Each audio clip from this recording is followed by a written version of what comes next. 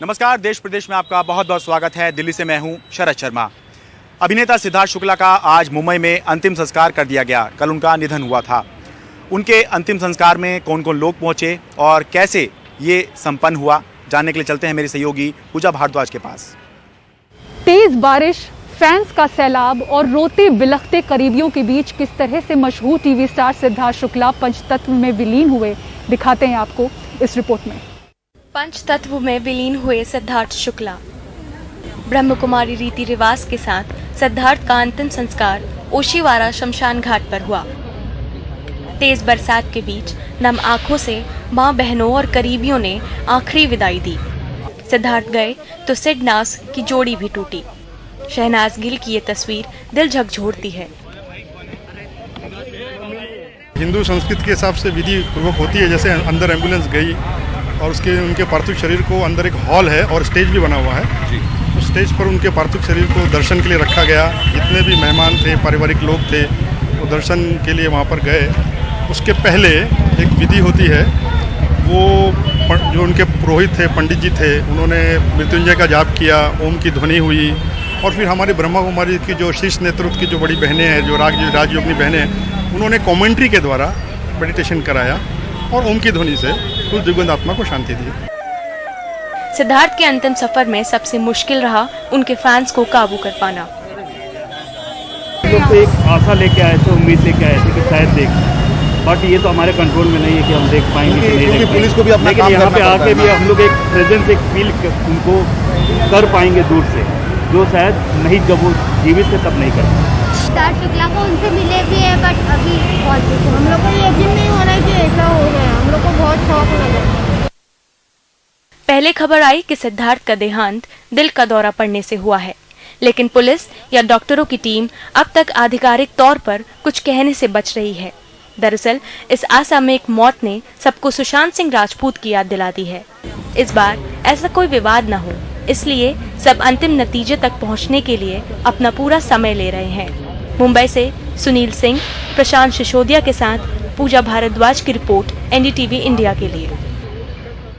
फिरोजाबाद में डेंगू से 50 लोगों की मौत के बाद वहां पे कूलर के इस्तेमाल पे रोक लगा दी गई है। एक्सपर्ट्स की टीम ने यह पाया है कि कूलर के पानी में हेमोरेजिक डेंगू के मच्छरों की ब्रीडिंग से ये बीमारी फैली है। डेंगू का ये प्रकार बहुत ही खतरनाक है। इसमें बच्चों की प्लेटलेट्स बहुत जल्दी नीचे गिर जाती हैं और उनकी मौत हो जाती है। वैसे पूरे यूपी में वायरल फीवर का प्रकोप है। एक बाप अपनी बेटी की जान बचाने को उसे गोद में लेके अस्पताल की तरफ दौड़ रहा है। शायद गाड़ी ना हो, शायद सवारी ना मिली हो, शायद ये लगा हो कि दौड़ के जल्दी पहुंच जाएगा। और रात के अंधेरे में वहीं एक माँ अपनी बेटी की मौत से दर्दनाक तरीके से रो रही है। उनके पास भी बेटी का शव ले जाने का इंतजाम नहीं है, इसलिए वे बाइक से उसे ले गए। जो मुझे WHO की टीम ने बताया है, उनका कहना यह है कि ये डेंगू हेमोरेजिक डेंगू है और बहुत खतरनाक टाइप का डेंगू है और इसमें बच्चों की प्लेटलेट्स एकदम से अचानक से गिरती हैं और उनको ब्लीडिंग होती है, गम्स में ब्लीडिंग, इवन गम्स में भी ब्लीडिंग हो रही है। तो ये थोड़ा डिफरेंट टाइप का डेंगू है। फिरोजाबाद में सरकारी आंकड़ों के मुताबिक कम से कम 50 लोगों की मौत हो गई है, जबकि बीजेपी एमएलए मनीष असीजा कहते हैं कि मरने वालों की तादाद 60 से ज्यादा है। इनमें ज्यादातर बच्चे हैं। यहाँ सीएमओ दफ्तर में एक्सपर्ट्स इस पे माथापच्ची कर रहे हैं। केंद्र सरकार से, स्वास्थ्य मंत्रालय से 5 एक्सपर्ट्स और यूपी सरकार के स्वास्थ्य विभाग से 3 एक्सपर्ट्स भेजे गए हैं। शुरुआती जांच से पता चला है कि यहाँ कूलर के पानी में डेंगू के मच्छर पल रहे हैं। कूलर पे बैन लगा दिया गया है। जो मुख्य कारण है वो कूलर है। ये बड़े बड़े कूलर हैं और उसमें ब्रीडिंग जो है एडीज इजिप्टाई का मुख्य वो जो है फेवर्ड ब्रीडिंग प्लेस है। तो जिलाधिकारी महोदय ने अगले 1 महीने तक यहाँ जनपद फिरोजाबाद में कूलर में पानी भरना प्रतिबंधित कर दिया है और आम नागरिकों से अनुरोध है कि कूलर में पानी बिल्कुल ना भरे। यूपी के तमाम जिले वायरल बुखार की चपेट में हैं। उन्नाव में 4 दिन में 800 मरीज आए हैं। यहाँ डेंगू के लिए एक स्पेशल वार्ड बनाया गया है। देवरिया के सरकारी अस्पताल में ओपीडी में वायरल बुखार के 100 बच्चे आए आज, जबकि 50 आईसीयू में और जनरल वार्ड में भर्ती हैं। कानपुर के सरकारी अस्पतालों में बुखार के मरीजों की भीड़ है, इनमें भी बच्चे ज्यादा हैं। हापुड़ के सरकारी अस्पताल में बीमार बच्चों को लेकर आई महिलाओं की भीड़ लगी है। और बुखार की वजह से सुनी हमने टीवी पे भी, और फिरोजाबाद में बहुत मतलब बच्चे खत्म हो गए, हमारे भी दहशत हो रही है थोड़ी। अच्छा। हम भी प्रार्थना करते हैं इस वर्ष के बच्चे सब ठीक हो जाने चाहिए। सरकार का कहना है कि डेंगू तो चिंता की बात है ही, इस वक्त कुछ और बीमारियां भी पता चल रही हैं जिनकी रोकथाम की कोशिशें की जा रही हैं। जल जमाव के कारण मच्छर पनपते हैं और जल जनित बीमारियां भी होती हैं, वेक्टर बोर्न डिजीज भी होते हैं।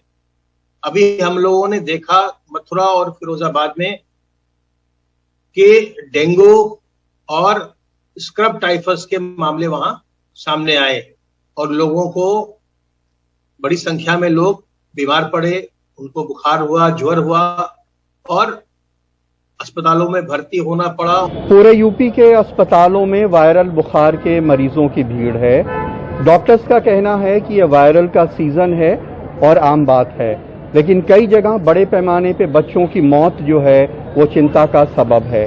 ब्यूरो इनपुट्स और कैमरामैन विनीत कुमार वर्मा के साथ कमाल खान, एनडीटीवी इंडिया। बिहार से जनता दल यूनाइटेड के विधायक गोपाल मंडल एक बार फिर विवादों के केंद्र में हैं। इस बार गोपाल मंडल ने पटना से दिल्ली जाने के क्रम में ट्रेन की बोगी के अंदर गंजी अंडरवियर में ही घूमना शुरू कर दिया और जब यात्रियों ने उसका विरोध किया तो उनसे बहस करने लगे। हालांकि इस संबंध में अब एक प्राथमिकी उनके खिलाफ दर्ज की गई है, लेकिन पार्टी का कोई नेता अब इस बार उनकी बचाव नहीं कर रहा। मुसाफिरों से भरी ट्रेन में इस वेशभूषा में ये बिहार के माननीय विधायक गोपाल मंडल हैं। लोगों ने विरोध किया तो वो उनसे उलझ भी गए। ये बृहस्पतिवार की बात है, अब ना उनकी पार्टी उनका बचाव कर पा रही है, ना उनके सहयोगी। हमारी पार्टी या हमारा जो नेता है वो बिल्कुल सभ्य व्यवहार, सभ्य आचरण पब्लिक प्लेस में अदरवाइज भी करे, ये तो जरूर हम लोग अपेक्षा रखते हैं। खास करके जो जनप्रतिनिधि हैं उनसे तो और ज़्यादा अपेक्षा रहता है कि ये इनका जो कंडक्ट और बिहेवियर, लेकिन जरूर जानकारी हम लोग लेंगे और कि क्या हुआ है। देखिए, ट्रेन तो घर नहीं होता, ट्रेन घर पे आदमी किसी भी कपड़े में रहे, लेकिन जब पब्लिक में जाते हैं तो उनको व्यवहार में एक मर्यादा स्थापित करनी होती है। और अगर बाथरूम जा रहे हैं अपने कैबिन से निकलकर तो पूरे कपड़े पहनने चाहिए ताकि कोई बिहार की छवि पे असर न पड़े। हालांकि दिल्ली पहुंचने के बाद मंडल को आभास हो गया कि पूरे देश में उनका वीडियो वायरल है, तो इन्होंने सफाई दी, लेकिन वो और हास्यास्पद है। हम जल्दीबाजी में गंजी और बड़े जंगिया में, वो यहाँ तक जंगिया होता है उसमें चले गए, तो उसी में उन्होंने हाथ पकड़ लिया। हम छुड़ा के भागे, पैखाना करके तुरंत लौटे। आप होते हैं कौन भाई? मास्क उतारे, उसके मुंह से दारू का बू आ रहा था। आखिरी सवाल की आरपीएफ के पहल के बाद ट्रेन आगे बढ़ी या फिर क्या हुआ? क्या आरपीएफ आया? हाँ, आया। दोनों का नाम नोट किया, सब किया, फिर पूरे फोर्स आए। उसमें बोले जो करना है कर लीजिए। ये परिस्थितियां थी। फिर कोई किसी को एफआईआर नहीं किया, उसको कोई दम ही नहीं था एफआईआर कर, हमको दम था, तो हम क्यों पब्लिक से उलझे। हालांकि मुख्यमंत्री नीतीश कुमार से जब उनके विधायक के इस कारनामे के बारे में पूछा गया तो उन्होंने मौन साध दिया। उन्होंने अपने विधायक को चेतावनी तक देने की जरूरत महसूस नहीं की। पटना से कैमरामैन हबीब अली के साथ मनीष कुमार, एनडीटीवी इंडिया के लिए। ब्रेक के बाद आपको दिखाएंगे वेश बदलकर डिस्पेंसरी क्यों पहुंचे देश के स्वास्थ्य मंत्री।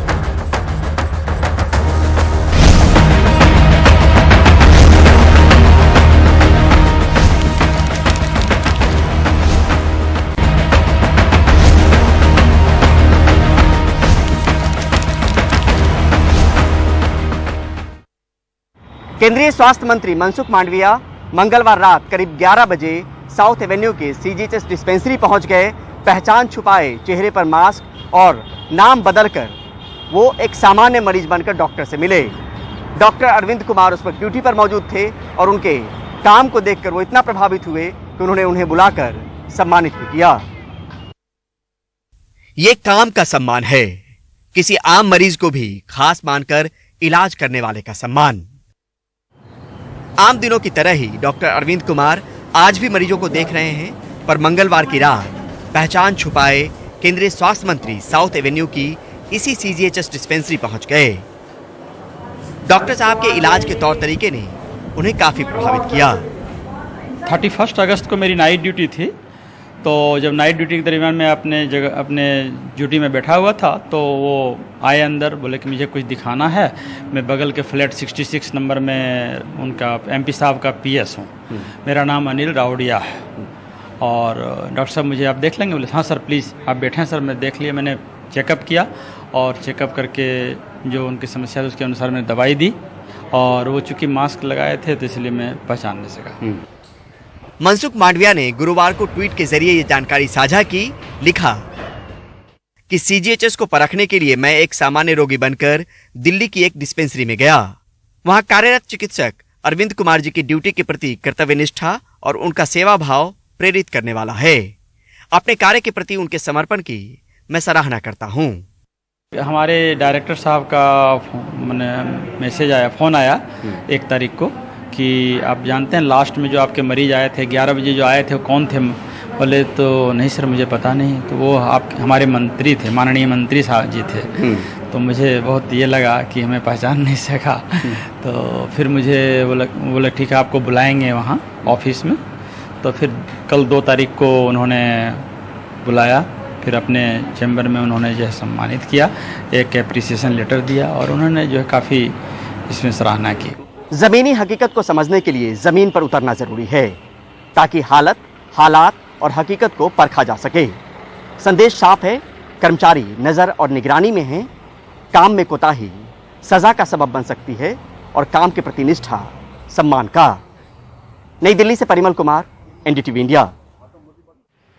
साल 2016 में दिल्ली विधानसभा में एक सुरंग का पता चला था। दिल्ली विधानसभा की कोशिश है कि अब इसको एक टूरिस्ट स्पॉट बना दिया जाए। साथ ही यहाँ पर एक फांसी घर भी है जहाँ पर क्रांतिकारियों को फांसी दी जाती रही है। विधानसभा की कोशिश है कि इन जगहों को 26 जनवरी तक आम जनता के लिए खोल दिया जाए। दिल्ली विधानसभा का सदन, जहां दिल्ली के सभी विधायक, मंत्री, मुख्यमंत्री और विधानसभा अध्यक्ष बैठते हैं। इसी के ठीक नीचे है वो सुरंग जिसके बारे में दिल्ली विधानसभा अध्यक्ष रामनिवास गोयल का दावा है कि अंग्रेजों के समय में क्रांतिकारियों को यहीं से लाल किला तक लाया ले जाया जाता था। रामनिवास गोयल इसका इतिहास भी बताते हैं। 1912 में यहाँ पर ये जो दिल्ली विधानसभा है इसमें सेंट्रल लेजिस्लेटिव असेंबली बनाई गई थी। जो उस समय की संसद थी उसे सेंट्रल लेजिस्लेटिव असेंबली कहा जाता था। तो 1926 में ये जो सेंट्रल लेजिस्लेटिव असेंबली थी या संसद इसको आप कहिए, ये जो मौजूदा हमारा संसद भवन है वहाँ पर शिफ्ट हो गई और 1926 से आगे ये जो जगह थी जिसे हम आज विधानसभा कह रहे हैं या उस समय सेंट्रल लेजिस्लेटिव असेंबली की जगह थी, इसको कोर्ट में तब्दील कर दिया गया। लाल किले में जो हमारे क्रांतिकारी बंद रहते थे उनको इस सुरंग के जरिए, जो सुरंग मैंने अभी आपको दिखाई, यहाँ लाया जाता था लाल किले से और कटघरे तक ले जाया जाता था। जो भी उनको सज़ा देनी होती थी, निर्णय देना होता था, वो निर्णय देते थे। जिनको फांसी की सज़ा सुनाई जाती थी वो यहाँ एक फांसी घर है विधानसभा में, जिसको इस साल हम रेनोवेट करके एक फांसी घर का रूप देकर, अब तक वो बंद पड़ा था, अभी उसको खोला गया है, खोल के उसमें काम शुरू होने वाला है।